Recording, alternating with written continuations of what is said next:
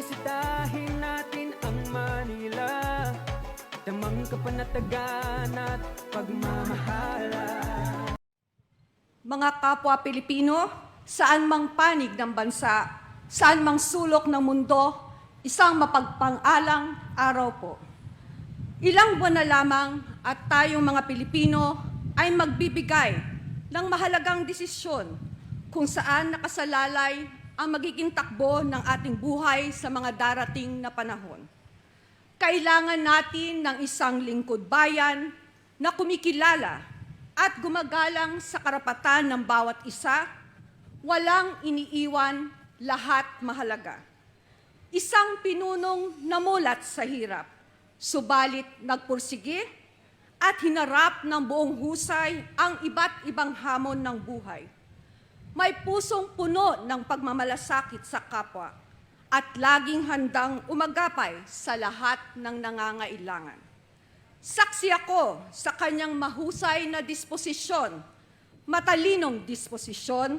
matalinong desisyon, agarang pagtugon at bilis kilos sa paghahatid ng mga solusyon sa mga suliraning kinaharap ng lungsod ng Maynila. At buo ang tiwala kong magagawa rin niya ito para sa buong bansa.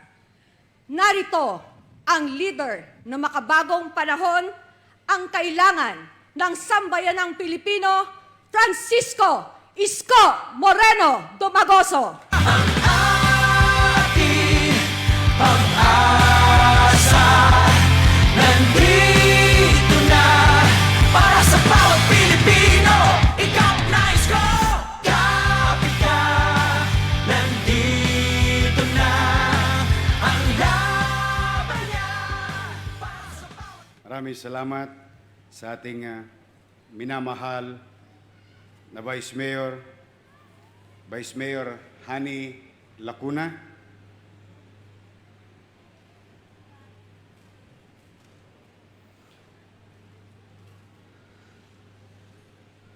Nitong mga nagdaang buwan,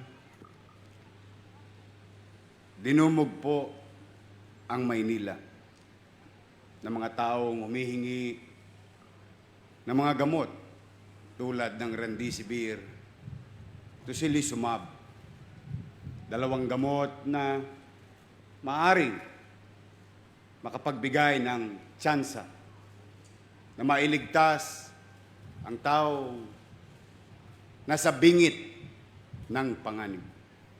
Marami sa kanila lumuwas pa mula sa probinsya. Yung iba nagmamakaawa. May salapi o wala, mabigyan lamang ng gamot na maaaring ikaligtas ng kanilang mga mahal sa buhay. Hindi rin halos tumigil ang tawag.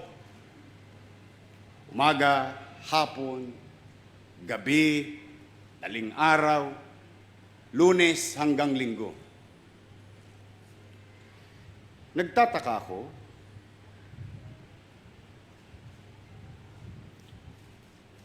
hindi naman trilyon-trilyon ang pondo ng Maynila. Maaring kami may utang. Ngunit hindi rin po ito trilyon-trilyong utang.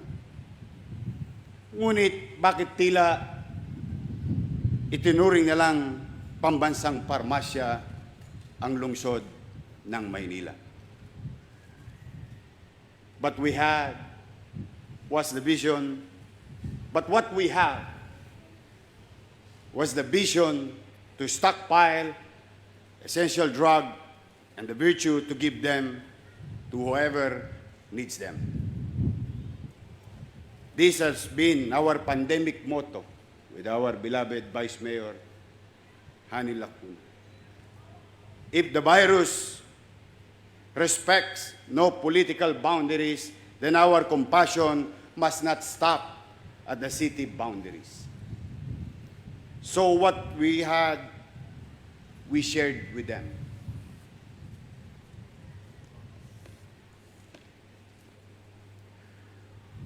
We were able to do so because in our own little way, with our team, Manila has foresight to build its own medicine cabinet of effective responses to the pandemic, from field hospital built in 52 days to buying our own vaccines.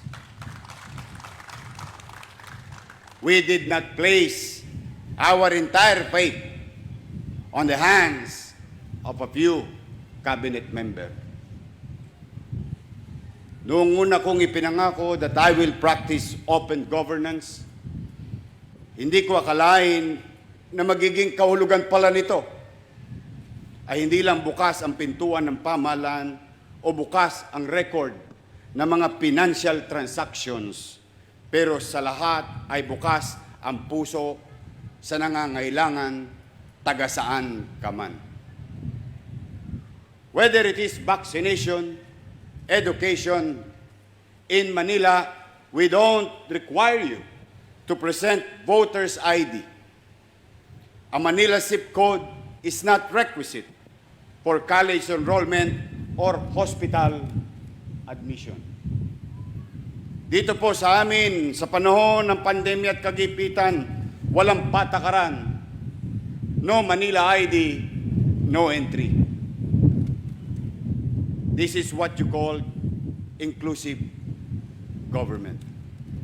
And to tell you the truth, I learned not from School of Public Administration, but in slums of Tondo. Discrimination is I experienced early in life, not a theory read up later in school.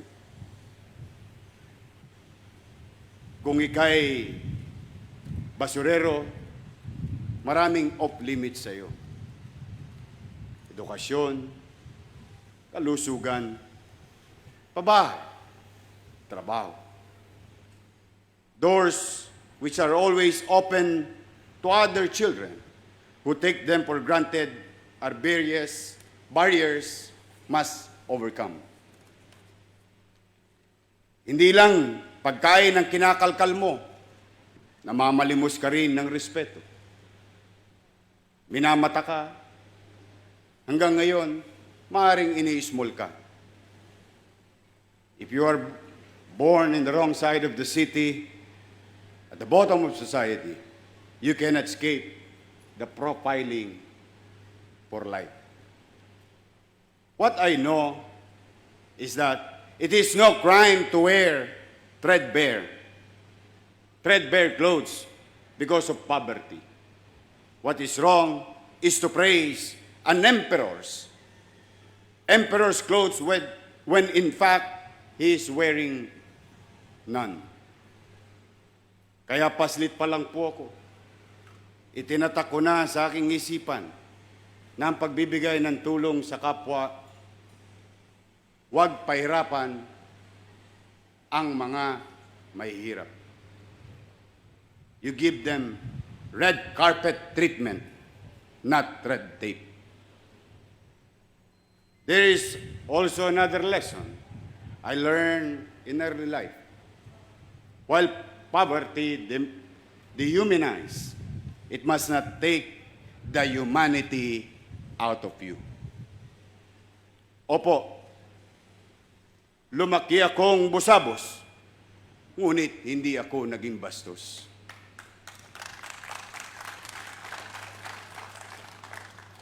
Bagamat balot ako ng dumi sa katawan, ni minsan hindi ko kailangan sabunin ang aking bibig. At sa kalagitnaan ng paghihikaos ng matinding gutom, na mas malakas pa ang hilab ng tiyan kaysa sa aking dasal, ni minsan hindi ako nagtampo sa Diyos. Hindi ko siya minura. Hindi ko siya tinalikuran. At ang kanyang mga alagad, hindi ko inalipusta. sapagkat di natitinag ang paniwala ko sa poong may kapal na suklihan ang iyong pagsisikap ng mga biyayang ninanais mo. So since the first time I laid my hands on the Bible, as I recited my oath of office, this has always been my fighting faith. Nasa bayan ang tiwala. Sa hinalal ang gawa. Nasa Diyos ang awa. Aaminin ko po sa inyo, itong mga nakaraang buwan, nagmuni-muni din ako kung ano ang tatahakin kong landas sa darating na panahon. Tulad ninyo, umantong din ako sa sangang daan. Take the high but hard road with people or abandon them and take an easy stroll alone. There are hindrances I have to contend with hurdles I have to surmount. First, I don't belong to a large clan. I am neither son or daughter of a president.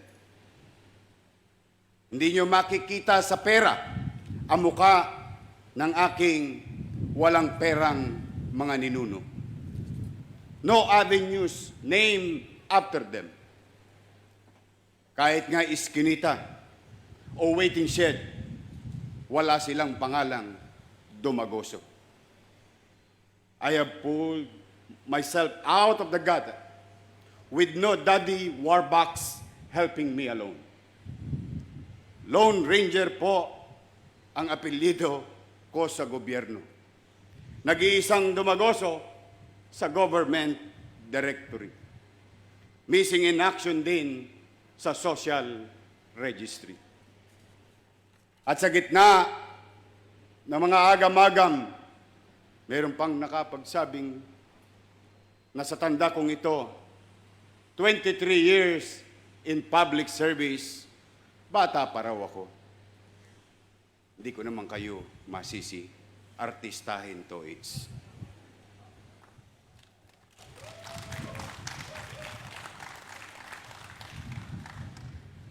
Nakilala niyo po akong tapat sa pamamahala at totoong pananalita. Hard work and straight talk. Whether it is about city projects or personal beliefs, I convey it with candor and I do not play coy. Real talk lang po palagi. Kaya buong kababaang loob, inihayag ko sa inyo mga kababayan ko, sa darating na Mayo, tanggapin niyo po ang aking aplikasyon bilang Pangulo ng Pilipinas.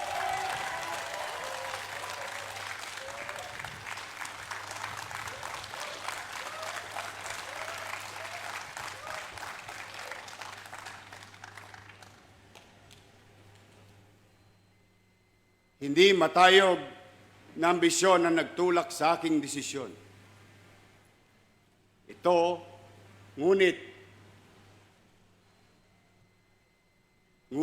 at dahil sa kalunos-lunos na kondisyon ng ating bayan.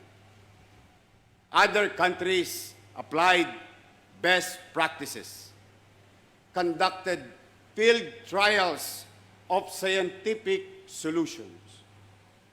We, on the other hand, have used our people as guinea pigs in the longest and strictest experiment of unli quarantines. 557 days na po tayong nasa quarantine. But instead of flattening the curve, we have flattened our economy.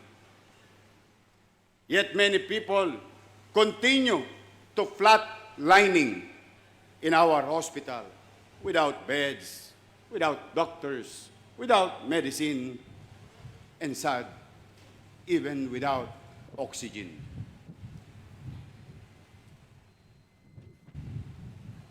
Nakalulungkot ang kalagayan ng public health system ng ating bansa. Maintindihan sana natin kung walang pera ang DOH. Pero ang pondong panlaban sa COVID binuro. Ang budget inimbalsa mo. Naantala ang pagbili ng mga ventilators at gamot, pati yung katiting na 136 daily na active duty hazard allowance sa mga frontliner na buwis buhay, paiyakan at drops pa ang bigayan. Binumbay po sila. Tampo-tuloy ng isang nurse. Sa galing nilang mangutang, pati kami nautangan. Tama din po ang kanilang silakbo. Bakit pagdating sa face mask, nagawa at nilako ng banyaga, express delivery pa? Subalit ang pandemya ng COVID ay nagdudulot din ng epidemya ng gutom na kumikitil din sa buhay natin. No work, no pay, no food. Ang mga dating isang kahig, isang tuka, ngayon kahig ng kahig ng kahig, walang matuka. Hindi lang sarado ang maraming pagawaan. Ang mga negosyo nakakandado, ganun din ang ating paralan. Ang mga kabataang walang muwang nasentensyahan ng 2 taong pagkabilanggo sa kanilang tahanan. Indeed, it is the children who pay dearly for their government's failures. Maraming mananahi ng suliranin. Maraming tatahiin na suliranin ang susunod na administrasyon. The road to recovery will be hard. The journey long. The challenges complex. The sacrifices required from each of us will be great. There is no magic wand that will make our problems go away. Only hard work will. Gusto kong linawin po sa inyo, simula pa lamang ngayon, sapagkat ang taong nambobola, nagsisinungaling sa pagdideklara ng kandidatura pa lamang, ay walang gagawin kundi mambola na at magsinungaling na kapag nakaupo sila. In the days to come, I will release the platform of our governance. Yes, it may be grand, but I assure you, there are also granular. Many of them been pilot tested in the city of Manila. Pag sinabi kong pabahay, hindi yan drawing, nakatayo na po.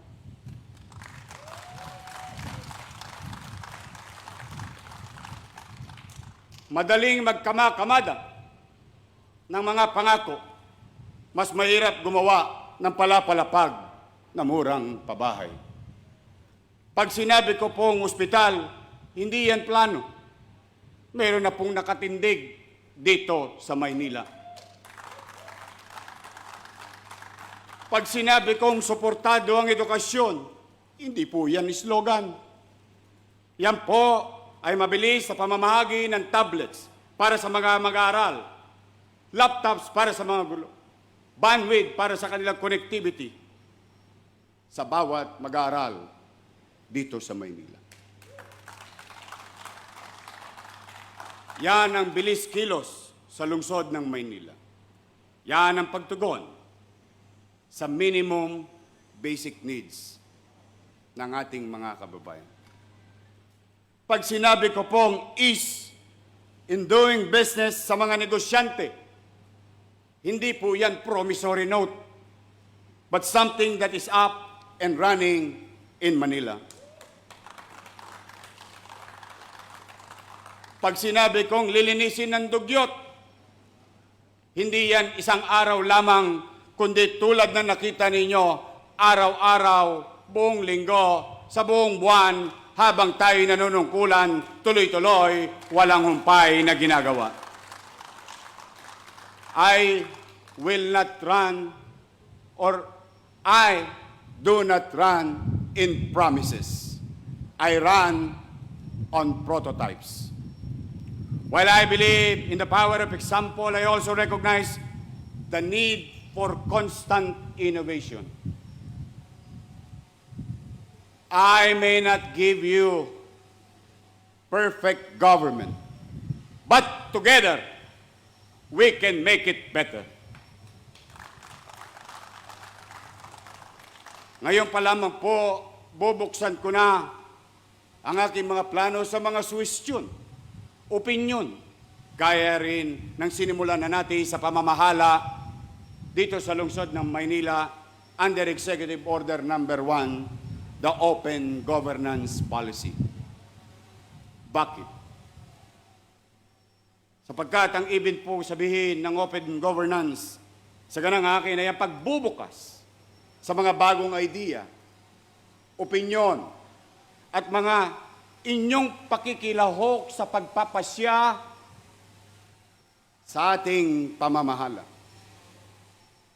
Not only that, I will welcome criticism because the value in listening to complaints is that they lead to better policies and improved services.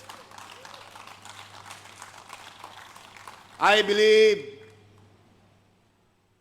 people should speak truth to power rather than for power to threaten the people for speaking the truth. Subalit mga kababayan, anuman ang ganda ng plano, kung wala namang alam ang magpapatupad, mauwi din po sa wala. We have seen administration excel in PowerPoint presentation only to spectacularly fail in project implementation. Thus, I will form the broadest form of government with the best and brightest at its helm.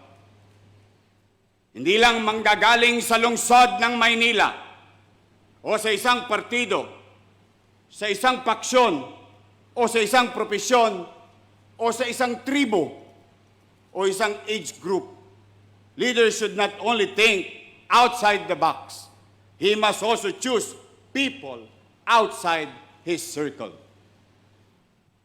A leader who does not inspire the best among us to serve in government ends up surrounded by the least of among us who are ruining government instead of running it well.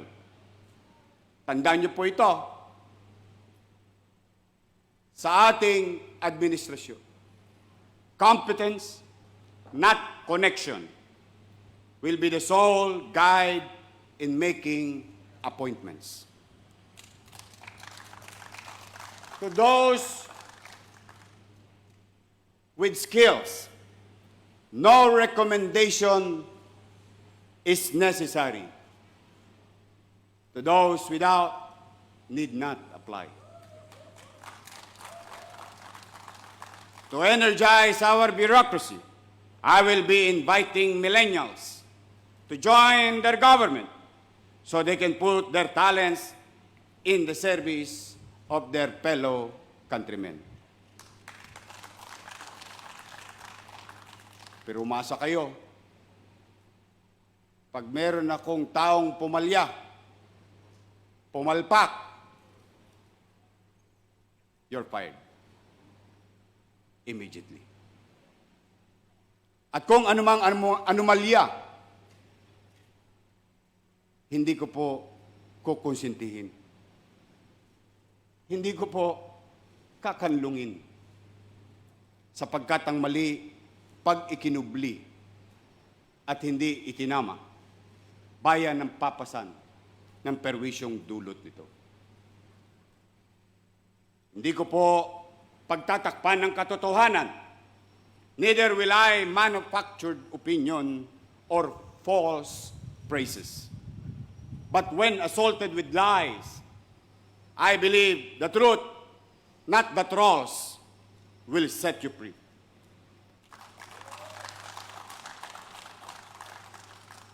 Kaya naman po, sa paniniwala ko, sa konsultasyon, pag-uusap, ngayon pa lamang po, kumakatok ako sa inyo at kakatok ako sa inyo sa mga lugar ninyo upang hingin ang inyong idea. Ang plano ko, ang plano natin, ay parang bandila ng Pilipinas na ating hahabiin mula sa hibla at sa mga sinulid na manggagaling sa inyo. I will be a healing president.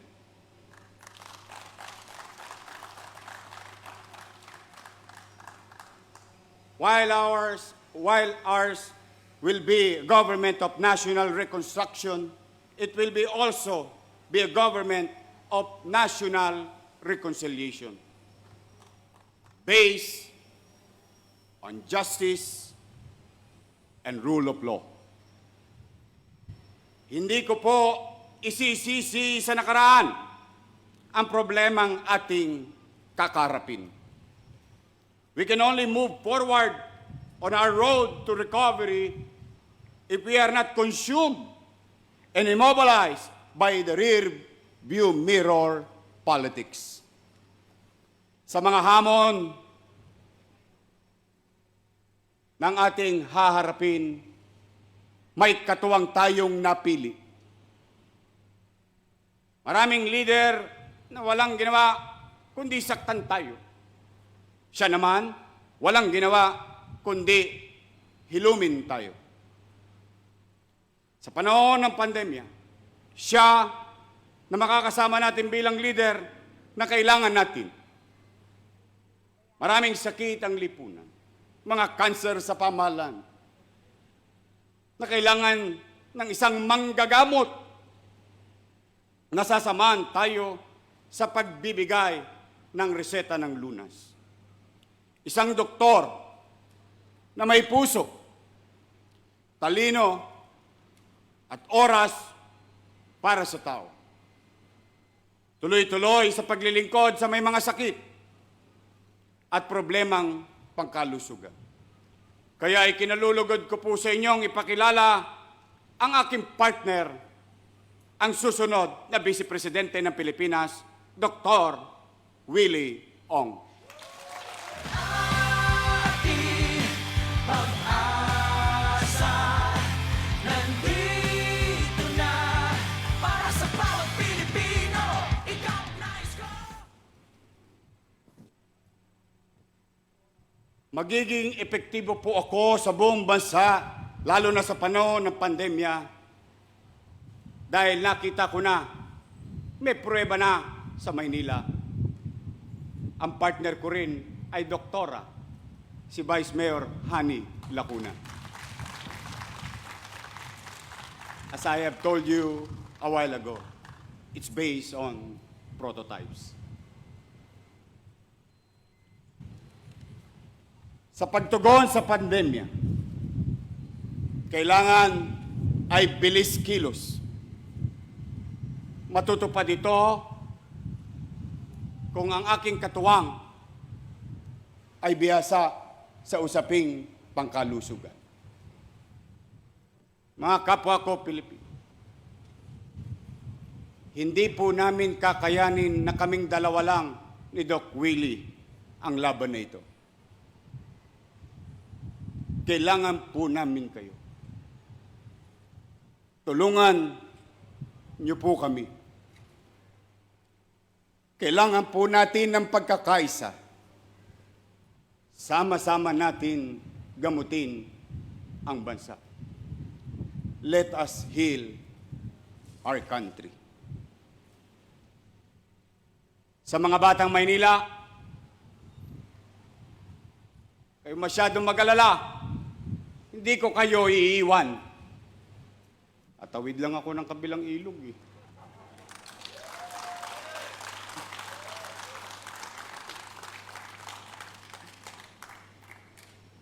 Pumanatag kayo.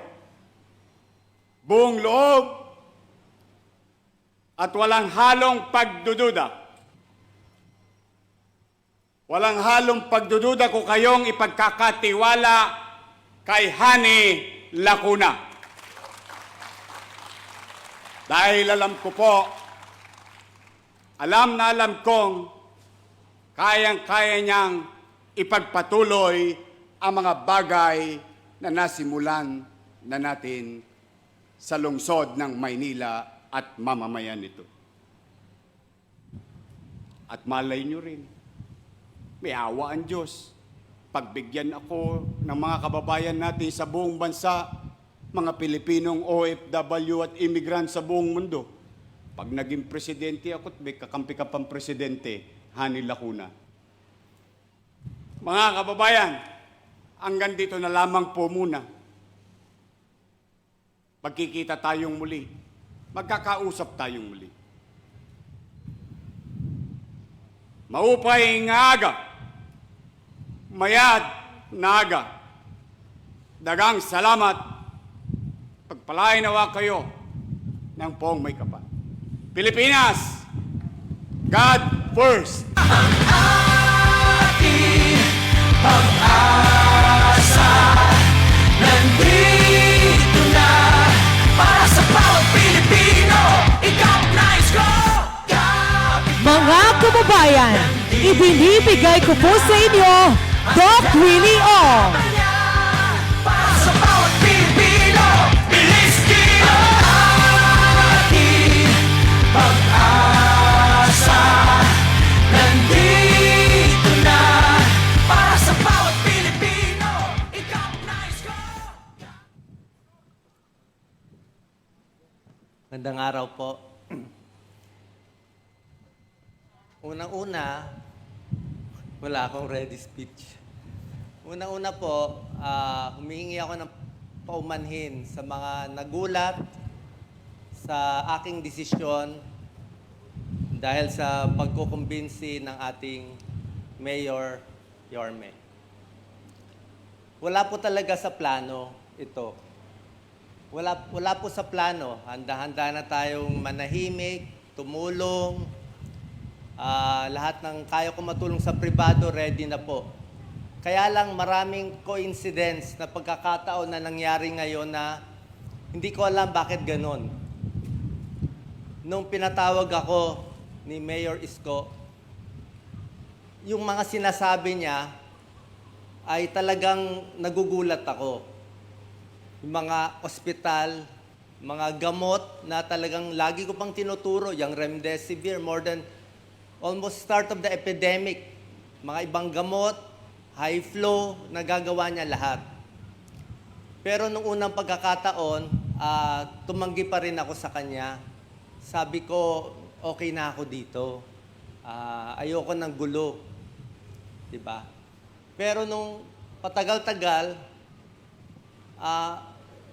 tumawag siya ulit kahit tumanggi na ako. Ang sabi niya, dahil nakausap kita, hindi ka na pwede bilang senador dun sa line-up ko. Gagawin na kitang vice president. Sabi ko parang, ano ba nangyari dito? Pero alam niya po, iniisip ko lang ngayon, paano ba ako napunta dito? Tumutulong lang tayo. Isa lang po ang nararamdaman ko eh. Pagdaan namin kanina dito sa Baseco, nakikita mo yung mga mata ng bawat nakikita nating kababayan natin. Isang tingin ko pa lang sa mata, alam ko na kailangan niya eh. Kailangan niya ng gamot, kailangan niya ng vitamin, kailangan niya ng pera, kailangan niya ng pag-asa. nakikita ko talaga parang feeling nila wala na silang pag-asa eh. Alam nyo naman yan eh, di ba? Sa tagal na pagpupunta namin ng medical mission, isang tingin ko palang alam ko na eh. Kaya kahit hirap ako dito, kahit hindi ko kaya, pag nakikita ko sila, gusto ko lang maabot yung tulong ng gobyerno, mapunta lang sa kanila. Parehong-pareho sa gusto ni Yorme. Diba? Ayaw natin ng PowerPoint, ayaw natin ng bola, ayaw natin ng pa-cute. Gusto natin maibigay kay Pedro, kay Juan, kay Pars, kay Mars. Yun lang eh. Yun lang eh. Bakit? Siyempre dahil sa kanya. Diba? Maiksi lang ang buhay natin eh. Ano ba ang meron sa atin? Kung magagalit ng iba, alam ko, pag sumama ako kay Yorme, maraming magagalit. Ready na ako. Kaya lang, hindi ko na nga binubuksan yung Facebook ko eh. Admin na lang ang tumitingin. Isa pa ang nakita ko kay Yorme, kailangan natin ngayon yung mga health workers. Bakit ako pumayag? Nakita ko yung mga doktor, nag-iiyakan. Doktora Lacuna, nag-iiyakan sila. Nagmamakaawa, mga nurse. Never ko nakita umiyak yan. Sabi ko, iyak ng iyak, hingi ng tulong. Eh, andito na si Yorme, sinabi sa akin na, bahala ka na sa kalusugan, bahala ka na sa gamot. Rally pa sila ng rally. Eh, ito na opportunity. Sino ba ako para tumangki? Pero maraming coincidence. Ang isang malaking bagay yung pagkakasakit ng nanay ko. Na-stroke siya 3 months ago. Stroke lang eh. Stroke, mabubuhay pa 5 years sigurado. Napaka-easy.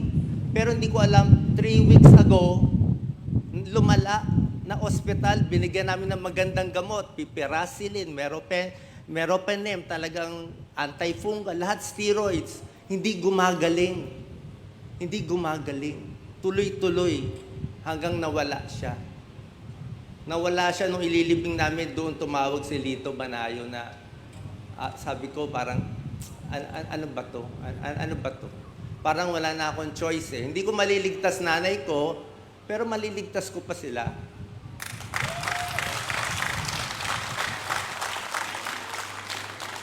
Sa mga kapwa kong vloggers, mga nakikinig, pasensya na, huwag kayong masyadong magalit sa akin. Alam nyo naman, tulong lang to eh. Tulong lang to. Bukod sa sinabi ni Yorme, hindi naman ako papayag agad-agad eh. Meron ako nakita sa kanya eh. May iba, may kutob akong gagawin niya. May kutob akong meron siyang gagawing maganda eh. May kutob akong magagawa niya po. Ano goal natin? Simple lang. Ito kaya ko. Ito madali sa akin. Bibigay ko yung pinakatamang bakuna sa inyo. Yung mga darating, o order tayo, yung isasaksak, yung the best. Yung gamot, the best. Walang kahit ano bigay sa akin ng pharma. Wala yan. Pag nasira ako sa inyo, useless eh, sa mga camera. Pag nasira ako sa inyo, useless. Hindi ko sisirain pangalan ko para doon. The best na gamot, the best na gamit, kung ano ang kinukuha sa Amerika, sa Europe, kawawa naman kung wala tayo noon. Pero kung gusto niyo alternative, walang problema. Bibigyan ko kayo na alternative, saging, malunggay. Pero yung the best, hindi pwede wala kayo. Yung the best, hindi pwede wala kayo. At libre yon. Sinabi ni Yorme yan, libreng dialysis. Nako, nag-iyakan. Kamamatay lang ng isang dialysis PH leader kahapon, di ba? Yung mga libreng heart operation, hindi malulunasan lahat No empty promises. Walang 6 months, walang 12. Pero dadamihan natin yan. Yung health center, pupunuin natin ng gamot yan, ha? Hindi pwede 7 days. Kailangan, siyempre, bigay mo na 30 days o 100 days, di ba? Kawawa naman eh. Sa mga media nakikinig, sabi nila, parang dami mong kalaban, ha? Wala pa akong kalaban dito. Wala kayong maririnig na sasabihin ko, si ganyan. Lahat sila magagaling. Wala akong sasabihin tungkol sa current administration. Ang kalaban natin, COVID eh. Diba? COVID ang kalaban. Medical problem to. Diba? Pag naayos na to, mananahimik ako, walang problema. So yun lang po. Ang pakiusap ko lang, since andito na rin ang media, kung di pa kayo nagpapabakuna, baka pwede magpabakuna na ngayon. Diba? Hindi ko sasabihin 100% safe Walang 100%. Pero 99% panalo kayo. Nagpabakuna na ako. Sinovac. Pero kung iba, okay lang. Okay lang po yon. Magpabakuna na kayo ngayon. Sa mga kapwa ko, health workers, balik na tayo sa ospital.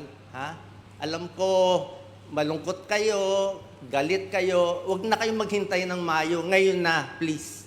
Diba? Tutulong tayo kahit sa ngayong administrasyon. Buhay to Issue natin buhay to ngayon Yun lang po.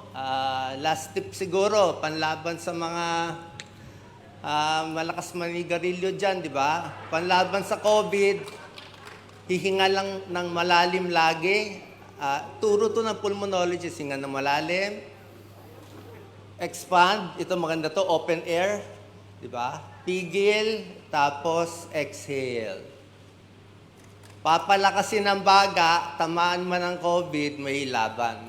Panlaban sa COVID, number 1, open air. Ito pinakamaganda, open air. Number 2, distance. Number 3, mask. Kung gusto mo, double mask, katulad kay Dr. Hani. Yun, kailangan natin. Yun lang po. Maraming salamat po, Yorme. 100% ang suporta ko sa iyo. Pinagdarasal ko na magawa mo to lahat. God bless. Salamat po. Pag-asa nandito na para sa bawat Pilipino. Ikaw ang nais ko. Kapit ka, nandito na ang laban niya para sa bawat Pilipino. Bilis kilo ating pag-asa nandito na para sa bawat Pilipino. Ikaw ang nais ko. Kapit ka, nandito na ang laban niya para sa bawat Pilipino. Bilis kilo ating pag-asa nandito na para sa bawat Pilipino. Ikaw ang nais ko. Kapit ka, nandito na ang laban niya para sa bawat Pilipino. Bilis kilo ating pag-asa nandito na para sa bawat Pilipino. Ikaw ang nais ko. Kapit ka, nandito na ang laban niya para sa bawat Pilipino. Bilis kilo ating pag-asa nandito na para sa bawat Pilipino. Ikaw ang nais ko. Kapit ka, nandito na ang laban niya para sa bawat Pilipino. Bilis kilo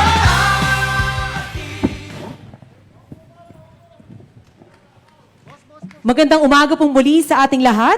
Magsisimula na po ang press conference.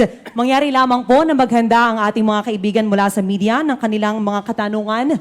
At paalala po na 1 question and 1 follow-up lamang po ang maibibigay natin sa bawat miyembro upang mabigyan po natin ng pagkakataon ang iba pa nating mga kasama. Magsisimula po tayo kay Mr. Elmar Acol ng Bombo Radio Philippines. Good morning, Mayor and Doc Willie.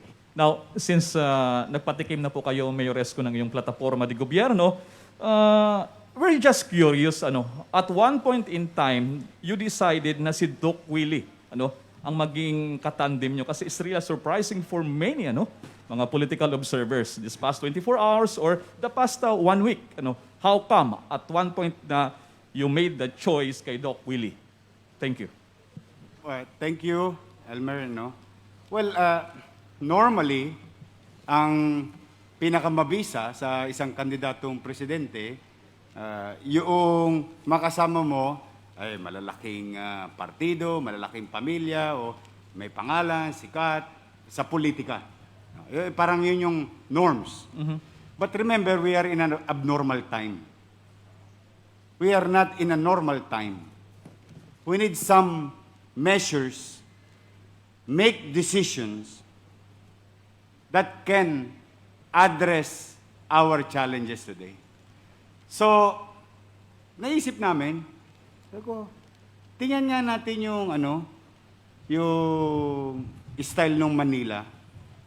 Kasi, yung nangyari sa Manila, malaking porsyento ng oras ko nabawasan, tumugon sa lahat ng suliraning epekto ng pandemyang ito dahil day one pa lamang si Vice Mayor Hani Lacuna bilang doktor, no, ay pinatanganan ko sa kanya yung healthcare.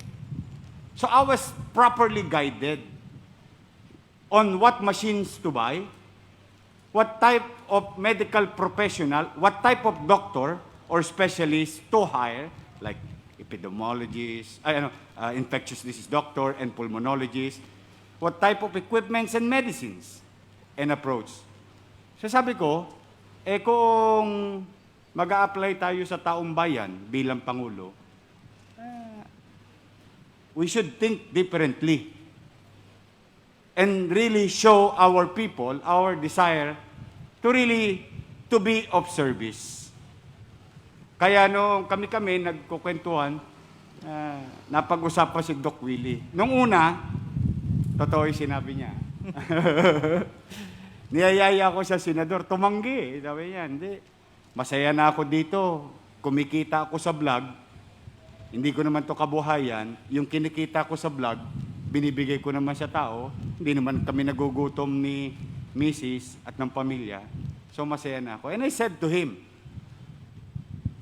and I said specifically, put your hearts where it belongs.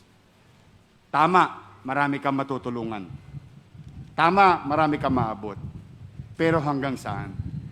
If you really wanted to help, be part of the system. And from deep within, we change the course of action and policies para mas marami tayong ma-reach na tao na matutulungan. Sabi niya, pag-iisipan niya. Kaya lang, alam mo, kilala mo naman ako, Elmer. Sa buong buhay ko, alam din sa Maynila. Pursigido. yung pagpupursigi sa buhay, naging DNA ko na eh. We don't just stop with walls. Kumukuha tayo ng hagdanan para makatawid sa bakod. Pag nadapa tayo, bumabangon tayo. Marami na rin naman akong dapa sa buhay. Hindi naman perfecto ang buhay ko. Kaya sabi ko, wala namang mawawala sa akin, laway lang ang puhunan ko, kay Doc. So, sabi ko, Tito Lito, tingnan mo nga, karga na natin tong Vice President. And this happened, this past 24 hours or last week? Weeks. Itong mga days. Okay. Kasi nagkaroon ng personal challenges si Doc, nasabi niya na nga kanina. And we don't want to disturb them every day. We try to give him elbow room. So, to cut the long story short, mas minabuti kong piliin ang isang doktor na kapartner kung tutugon sa mga suliraning pang-ekonomiya. Maybe I may know some, but with good people around, it can help address it. Job opportunity, which is we've been doing in Manila. Housing, health, like the facility itself, and yung other maybe important matters na kailangan sa pangkalusugan ng taong bayan, yun yung kay Doc Willie, o yung kanyang expertise. Kaya in-offer namin ito sa taong bayan. Okay. By the way, what about your talks with other political parties? Yes, we had. One Sambayan, for example. One Sambayanan, di ba, Manamano ka rin. nag-beg off ako doon sa talks. Kasi nga, well, at that time, especially at that time, we're building the hospital. There is yung nangyari sa India, nangyari sa Indonesia. During those times, sabi ko, saka na muna yung politics. In fairness to them. At saka, formal ko naman silang sinulatan. And we've been talking to others also. Well, because you cannot run the country as president alone. You need partners, senators, mga taong magagaling sa kanilang field of undertaking, hoping at hinihikayat mo sila na sumapi at samahan. So the normal thing was done also in the past days. Thank you, Mayor. Thank you. Thank you very much. Mula po sa Bombo Radio Philippines, Mr. Elmar Acol. Susundan po ito ni Mr. Emmanuel Mortega ng DZXL. Nandyan po ba siya? Please step forward po. Susundan po ito ni Ms. Kath Domingo. Hi, Kat. Mayor, good morning. Morning. Kat Domingo po from ABS-CBN News. Both for Mayor Isko and Doc Willie, with all due respect, sirs, it's public knowledge that when you both vied for a national post in 2016 and in 2019, you did not make the cut. So basically po, my question would be, what were your takeaways from those losses, and how do you plan to tweak your campaign this time around to make sure that your huge social media following will be converted into actual votes come election day? You know, we learn from history and in the past, but we cannot live in the past. We must continue to look forward. Sa buhay talaga, nadapa si Doc Willie. Nadapa rin naman ako eh. Actually, ako tinalisod. Natalisod ako, no? Oo.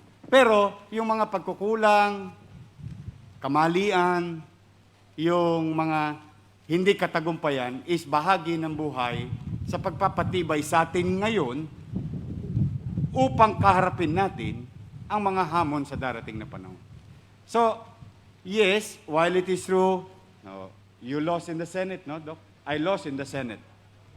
But, akalain mo ba, sa awa ng Diyos, sa tiwala ng mga batang Maynila, olats na ako eh. PMAyer na ako eh. Pahinga muna anak. Then all of a sudden, inikayat ako ng mga batang Maynila. Then sa awa ng Diyos, akalain mo, ano lang pala, talisod lang pala yung isa. Pwede ka pa palang bumangon. O ngayon, alkalde ako ng lungsod. Salamat sa Diyos. Salamat sa mga taga Maynila. So we must move on. So the same thing, I don't know, with the Doc. Yes po. Sa akin naman kasi, para sa mga nakikinig na kababayan natin, okay lang matalo. Kahit 10 beses matalo, okay lang. Dapat intention mo lang tama. Diba? Matututo ka eh. Simple lang naman yun eh. Ito. Sasabihin ko sa'yo, honest. Nung tumakbo ako, tingin nila sa akin, nuisance candidate, marami akong nakausap ng mga politiko, mga supporter. Doon ako natuto. Nakita ko yung iba yung ano nila. Basta meron silang kakaiba na marami akong natutunan at mas natuto ako kumilatis ng tao, yung tunay, yung hindi tunay, yung nambobola at hindi. Practice yun eh. Tsaka kahit natalo tayo mula 9.5 million followers, umabot naman tayo ng 16 million sa tingin ko. Pwede na po yun.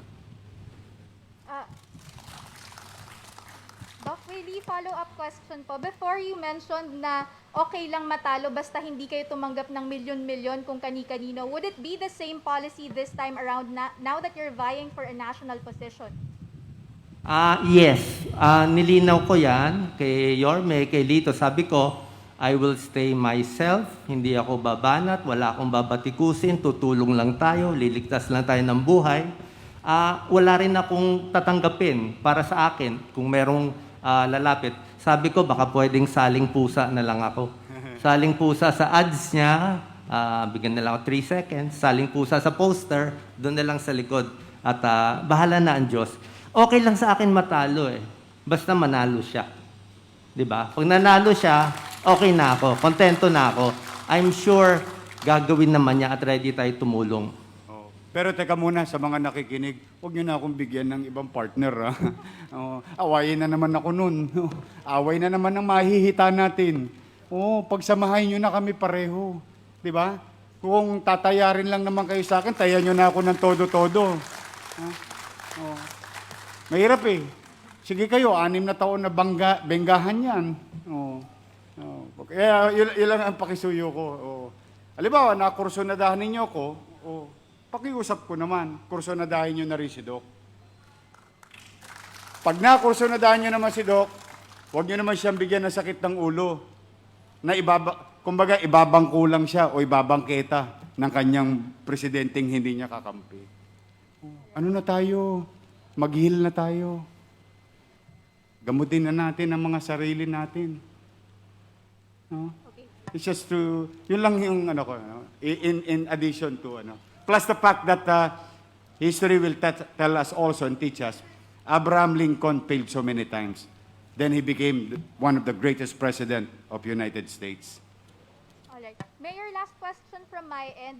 Meron na po ba kayong initial Senate lineup for the 2022 national elections? Today is the start of Doc Willie and I to try, in our own little way, to convince others, sumama na kayo sa bangka namin. Dahil isang bangka lang naman tayo.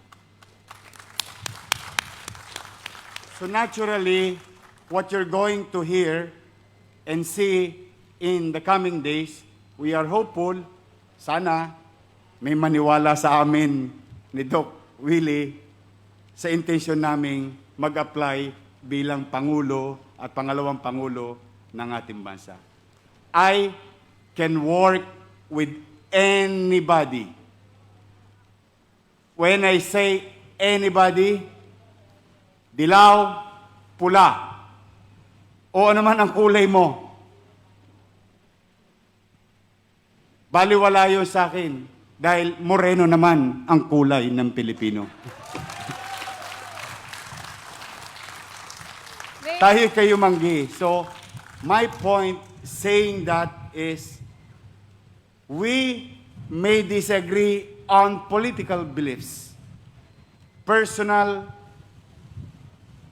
ideas, but I do believe there is commonality to save life and livelihood in this pandemic situation of our country. I hope maliwanagan din sila. Kung nanonood kayo, halika na po kayo. Samahan nyo na po kami ni Doc Willie Ong. Thank you so much, Ms. Kath Domingo of ABS-CBN. Susundan po ito ni Ms. Sandra Aguinaldo ng GMA7.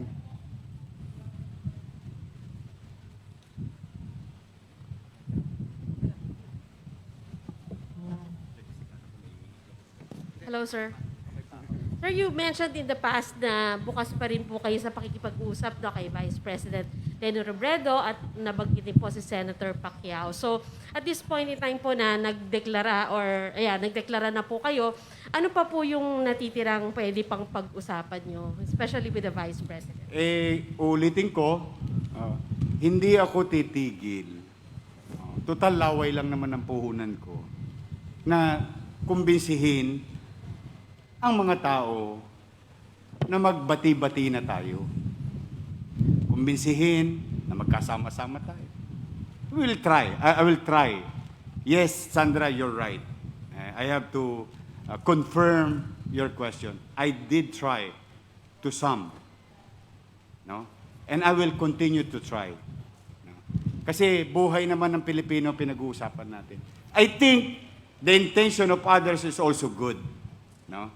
Kaya lang, siyempre, maigi na rin na sana isang bangka nga kami. Yun ang iniisip nating maganda. Yun ang hinuhope nating may makasama kami ni Doc Willie, but, and I hope also the people, every citizen of the country, in this country and outside or in the world. Just to follow up, sir, ibig sabihin po pa dahil nga po nag-formally announced na kayo, ay out of the question na po yung magkakaisa kayo dahil mag-giveaway kayo sa kanya? Ay, ano na yun? Oo. Sabi ko nga sa iyo, ayokong gawing tsubibo ang buhay ng tao. Pinaiikot-ikot lang. That's why when we decide, then we move forward. Move as fast as we can. Kailangan bilisan ng kilos. Ganon. For example, ako bilang alkalde, tapos bilang kandidato kami, bibilisan namin ng kilos na manghalap ng bawat Pilipino o para sa poder o sa part namin. Ganon din yung mga lingkod bayan na baka mapaliwanagan pa. I will not give up, Sandra. I'll try to do my best. But I cannot promise you because they have also other, maybe thoughts or decisions made already. Sir, just for... Sure. Go ahead. Para lang po mas malinaw. So, yung pong pag-atras ninyo ay No. mag-negotiate. Tuloy na to. Tuloy na to. yan. Okay. Ayoko maging sawing boyfriend. Paasa. Tuloy-tuloy na to. Hindi na tayo titigil. Maraming salamat po, Ms. Sandra Aguinaldo ng GMA7. Ang susunod na katanungan po ay manggagaling mula sa ABS-CBN, Mr. George Carino. Magandang umaga po. May mga ramblings po sa social media dahil kinikilala yung posisyon niya dati bilang government official ng Duterte administration. Pati si Doc Willie Ong na laging nakikita in pictures with social media influencers na aligned with the administration. How would you address concerns na kayo'y extension or rebranding lang ng Duterte administration para po sa inyong dalawa? That's a good point, no, George? In fact, that's basically my statement. I can work with anybody. I did not vote for Duterte. I voted for Grace po. But I was given a chance by President Duterte to be part of peace talk in Netherlands, Norway, in some places of this world. Then I was appointed in GOCC. Then I became an undersecretary. Ibig sabihin, it is not about the person alone. It is about the opportunity to serve. So, kung tinatawag ng pagkakataon yung aking maliit na karanasan o maliit na kaalaman at ito'y makapagdudulot ng tugon sa suliranin ng isang ahensya o ng isang koponan, then so be it. But, that is what you call public service.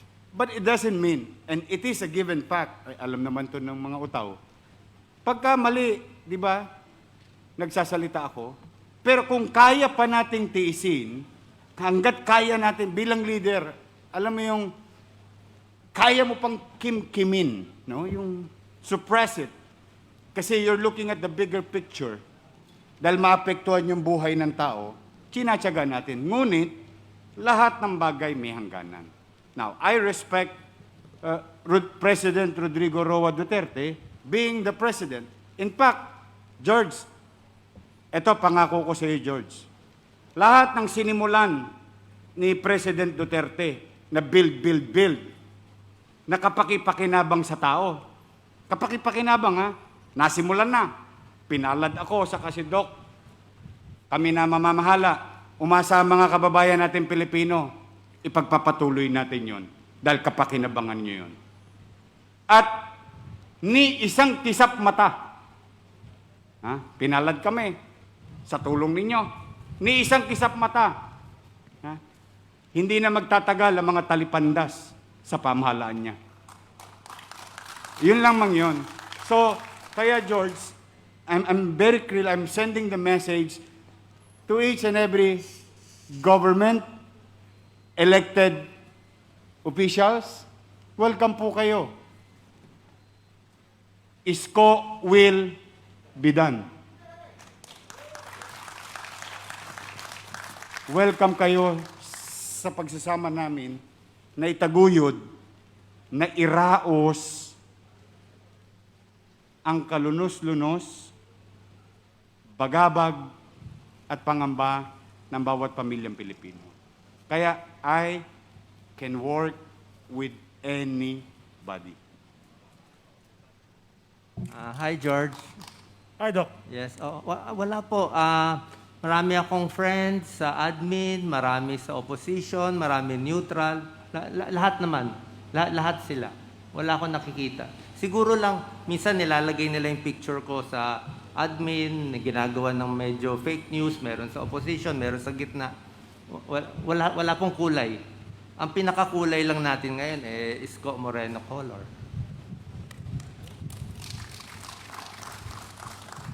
Doc, your amity is admirable, pero ang politika po kasi, lalo ang presidential elections, is a very dirty field. Handa na po ba kayong humarap? Kasi you will be dragged, you will be kicked, and they will spit upon you. How will you respond? Ganyan pa rin po ba yung stance sa gagawin ninyo? Yes po. Hanggang kaya ko, ano lang tayo. Tiis, tiis, tiis. Umabot tayo dito kakatiis. Oo. Kasi minsan ang mga candidates, pag nababati ko sila, lumalabas na yung galit eh. Opo. Di ba? Laging may ganti. Kaya hanggang kaya ko, madasalin naman si Doc Lisa, tiis lang tayo. Tiis lang. Hindi ako lalaban, wala tayong gagawin. Basta focus on the goal. Umabot yung tulong sa kanila. Yun lang, yun lang. Pagkatapos ng game, pagkatapos ng final, sino manalo? Parang dating election, no comment, no complaints, no nothing. Tulong na tayo. Tulungan natin yung bago, kung sino man siya. Thank you, George. Thank you po, Doc. Thank you, Mayor. Maraming salamat po, Mr. George Carino ng ABS-CBN. Tayo naman po ay makakarinig ng katanungan mula kay Mr. Romel Lopez. Doc Willie, hello. Ay, Romel. Unahin ko po si Mayor. Mayor, how does it feel na, alam ko naman, proud ka sa pinagmulan mo. Dating squatter, dating basurero, at ngayon, ang ginagan mo na maging presidente ng Pilipinas. And then, sa tingin mo, yung pinagdaanan mo, gaano ito makakatulong sa iyo dun sa inyong presidential run? Alam mo, Mel, eto sharing lang sa inyo. Pag alas 4 na yata ako naka-idlip kagabi. Kasi hindi ko mamukat isipin na squatter, basurero, sidecar boy, pwedeng tumakbong presidente? Pwede pala. Hindi pala siya imposible. So, ako, nasaan man ang nanay ko, tatay ko, no? I hope they are in the better place with God. Hanggang ngayon talaga. Kasi para kasing hindi ko masabi, mga kwento sa aklat, mga kata ng mga manunulat. But then again, sabi ko nga, salamat sa Diyos. Salamat sa mga teacher ko. Salamat sa mga kaibigan ko, sa mga kapitbahay ko, mga kasama ko naglingkod sa bayan na naniniwala sa akin. Yan. Yan, si Yul Serbo. Yan, tanungin niyo siya. When I told him, tumakbo ka, maglingkod ka. Nakinig. I saw him. Nakinig. Naging konsyal. Ngayon, undefeated congressman ng 3rd District ng Manila. Bakit ko yun ginawa? Kasi ganun din ang ginawa sa akin ng iba eh. Binigyan din ako ng pagkakataon. Tinitigan din ako. Kinilala din ako ng lubos. Ay, yung misis ko kanina, hindi kami alam mo ba, nakatulog ako nakaupo? With all honesty. Kasi yung tanong mo, talagang hindi ko makwenta. But then again, salamat sa Diyos. Kapag ka ikaw pala nagsikap, nagpursige, hindi ka sumusuko, darating at darating ang pagkakataon na mabibigyan ka ng tsansa. That's why, now, yung pagiging kandidato pa lamang na pagkapangulo, at maswerte pa ako, may doktor akong partner sa sitwasyong ito, yun tingin ko blessing na sa akin. To win is another thing. With God and with your help. may awa ang Diyos. Sa mga nanay, tatay, na nanonood, saan man sulok ng bansang ito, sa gitna ng dagat, sa dulo ng walang hanggan, sa kagubatan na nakikinig o nanonood. Pwede pala at pwede na rin mangyari sa mga anak ninyo. Huwag lang kayong susuko.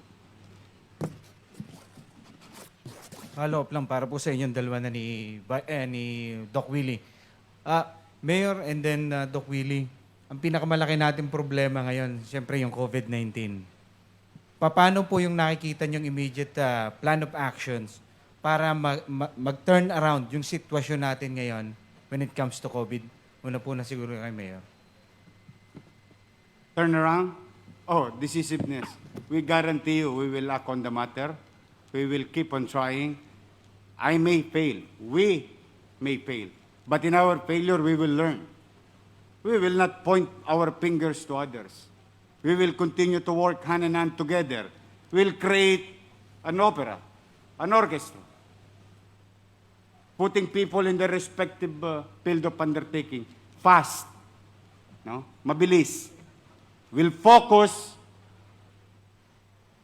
our government, Doc Willie and I, given a chance by the people, in two things: life and livelihood, addressing minimum basic needs.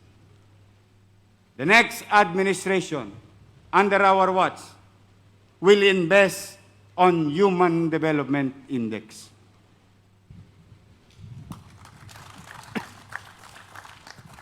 Hi, Mel. Itong COVID na to, mahirap siya, okay? Pero ito yung gagawin. United naman yung mga doctors sa gagawin. Number one, yung health workers, napakahalaga. Maraming hospital, maraming bed. Kaya lang demoralize yung mga health workers, doctors and nurses, yung sweldo nila, yung allowance.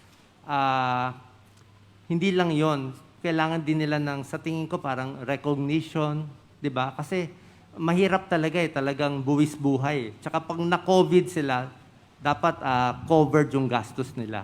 Talagang susuyuin natin health workers. Number two, kailangan mas maraming hospital. Pwedeng field hospital. Number three, syempre yung bakuna. Meron ng mga ginagawang mga second generation na bakuna Yung mas maganda pa sa meron tayo ngayon, pang Delta variant. Kailangan una tayo. Hindi ko alam pa paano gawin. Dapat may intent to order na tayo kung anumang bansa yon, kung sino maganda. Pipiliin natin yon. Sa gamot, ready tayo. Yung 4 na proven, dexamethasone, remdesivir, tocilizumab, baricitinib, ito pa yung 4, mga high flow, yung magagandang high flow, yung oxygen, lahat po yan.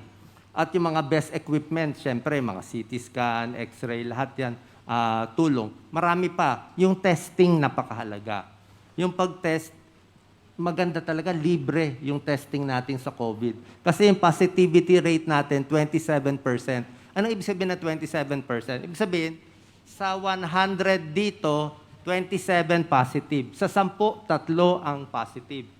So, ibig sabihin, pag nag-test pa ako ng marami, puro positive yan. Kaya pag nakita nyo yung 20,000 a day, hindi lang yung 20,000. More pa yon. Gusto mo, yung positivity rate, test ka ng test, 5 na lang ang magiging positive. 5% lang. Ibig sabihin, sa 100, 5 na lang. Ibig sabihin, wala ka na makuhang COVID. Bakit napakahalaga ang testing? Pag nalaman niya na positive siya, hindi na siya manghahawa. Di ba? Hindi na siya papasok. Hindi na siya in denial na ubo-ubo lang to, baliwala to. Alam na niya positive Doon mo siya mahuhuli. Pwede rin yung field hospitals na ginagawa ni Yorme. Marami pa. Siyempre, papalakasin yung katawan, yung mga vitamins, di ba? At napakahalaga, nakakalimutan to, yung mental health, yung stress. Ayoko kayo araw-araw, check ng check. Nako, tumaas ba yung kaso? Bumaba na yung kaso. Di ba? Gagawin natin siguro every 3 days lang, okay? Ngayon, medyo tumataas, pero relax lang, enjoy kayo, matulog ng maayos, dasal lang. Okay yan, okay pa yung numbers, pero konting ingat. So ganun lang, hindi ko kayo stress, itutuloy yung trabaho ninyo. Marami pa tayong magagawa sa COVID. At isa pa, ito hindi pa ito nababalita, hindi lang COVID ang problem natin. Napakalaki. Alam nyo ba yung sakit sa puso? Plus, check nyo, 23,000 more. Ang namamatay sa sakit sa puso from 220 a day, naging 288 a day. Bakit ang dami namamatay sa epidemic? Hindi makapunta sa ospital, nai-stress. Diba? Hindi maka-exercise, hindi makalabas ng bahay. Diba? Ang taas ng heart disease, stroke, tumataas, diabetes, tumataas. Namamatay sa gutom, tumataas. So simple lang to ha. 3 ang i-check natin.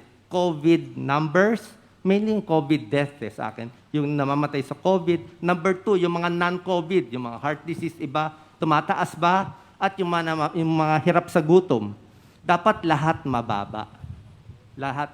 Tsaka itong mga lockdown, no lockdown, short term Face shield, no face shield, short term Diba? Vaccine, gamot, at prevention ang habol natin. Yun po. Marami pang iba. Kita mo, Romel? Oh, sabi ko sa iyo, hindi ako nagkamali ng pagpili kay Doc Willie. George. Para ako nakikinig sa Maynila ulit nung kinukwento sa akin ni Vice Mayor Hani Lacuna yung mga kailangan. So, I'm blessed. I'm just blessed to have Doc Willie. Paumanhin po at hanggang dito na lang po ang ating press conference. Muli, maraming salamat po sa inyong katanungan at sa inyong pagdalo. Isa pa raw. Sige. Let them, Tapos dito sa Nangka. Oh, walang bawi, may kilye. Sige po, tawagin po natin si Miss Tribion. Dalawa na lang, no? Sige, isa pa. Pakwal lang ho tapos yan. ni Kuya George ito, boss, paano daw yung prangkisa nila? Tapos papararin kayo. Patanong lang ng taga-ABS-CBN, taga-TV5 po ako Paano daw ho yung prangkisa nila? I made it clear, tingnan mo I made it clear in my speech, rule of law. If Congress gives you such privilege, approve it, I will sign it. Because ang komersyo dapat para sa lahat. Ang negosyo at pagkakataon para sa lahat. Yung may mga kasalanan, papapanagutin. Yung may mga obligasyon, dapat tupdin mga tao o ng korporasyon. Pero gagamitin ang kapangyarihan upang manggipit, umasa kayo. Hindi mangyayari yon sa panahon ko. You will be given equal opportunity. We will level the playing field. We are going to be certain with our rules. Salamat po. Ito na po ang ating huling katanungan mula po kay Miss Maricar Cinco. Sir, good morning, Dr. Willie. Sir, would you consider yourself na kayo yung opposition sa 2022 elections? Kayo ba ang mukha ng opposition? And to follow up on that, sir, natanong na rin naman yung sa ABS, ano po yung magiging stand ninyo pagdating sa West Philippine Sea sa ICC prosecution, sir? Okay. First lang po. Yung sinabi ko kanina, I can work with anybody o nananawagan na ako. Oposisyon, administrasyon. O samahan nyo na kami. Halika na, tirahin na natin itong problema ng bansa. Sama-sama tayo. Kasi if we are going to define ourselves, position ourselves, based on political colors, then ang makikinabang niyan, politiko lang. But we guarantee you, we will position ourselves on issues that matters and affects the lives of our people. Whether tubig sa dagat na kailangan ang mangingisda, makapangisda, sakahang may maisasaka siya, o pagkakataong makapag-aral siya dito sa bansa at sa ibang bansa na sagot ng pamahalaan, katulad ng mga sinimulan na ni dating nasirang Senador Rocco. Anything that will affect the people, ayun, doon kami. Kung doon kayo, sama-sama tayo. Yung ICC naman, rule of law will be observed. Any John Does and Mary, Juan de la Cruz, or Pedro, can avail, can afford justice, fair opportunity, fair chance to avail laws that protects every citizen.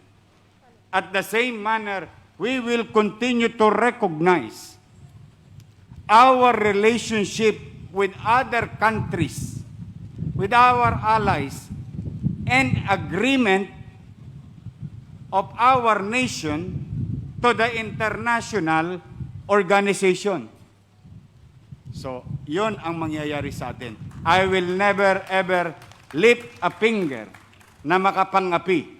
I will never lift a finger na makapagpaluwag sa isang sitwasyong kinakaharap ng isang tao o ninumang Pilipino. But I will also not deprive of such right under our Constitution that includes right to life.